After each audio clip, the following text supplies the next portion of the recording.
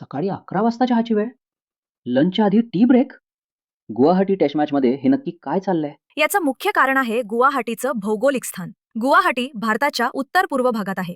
तिथे हिवाळ्यात सूर्य लवकर मावळतो. जर नेहमीच्या वेळा पाळल्या गेल्या असत्या तर प्रत्येक दिवसाचा खेळ बहुधा बॅड लाईट या कारणाने थांबावा लागला असता. क्रिकेटच्या नियमांमध्ये वेळेबाबत काही नियम नाहीत का? प्रत्येक देशाला सुरुवात आणि समाप्तीच्या वेळा निश्चित करण्याची परवानगी आहे. गुवाहाटीची सूर्यास्ताची वेळ लक्षात घेता बीसीसीआयने दिवसाचा जास्तीत जास्त प्रकाश वापरण्यासाठी मॅचच्या वेळेत बदल केला आहे.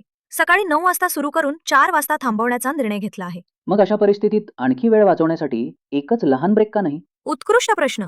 जरी नियम सुरुवात आणि समाप्तीच्या वेळा अनिवार्य करत नाहीत तरी नियम असे सांगतात की 2 ब्रेक असलेच पाहिजेत.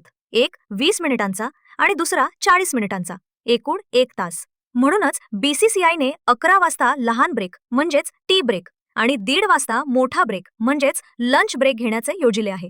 थोडक्यात काय, प्रकाश सुनिश्चित करण्यासाठी वेळापत्रक बदलावे लागले, पण नियमांमध्ये राहण्यासाठी 2 ब्रेक्स ठेवावे लागले. परंतु ब्रेकच्या क्रमात बदल करण्यात आला, जेणेकरून खेळाडूंना खूप लवकर जेवण घ्यावे लागू नये. बरोबर. ही माहिती नवीन वाटली असेल तर व्हिडिओला लाईक करा आणि ह्या मधुरा गोडबोले चॅनलला सबस्क्राईब नक्की करा.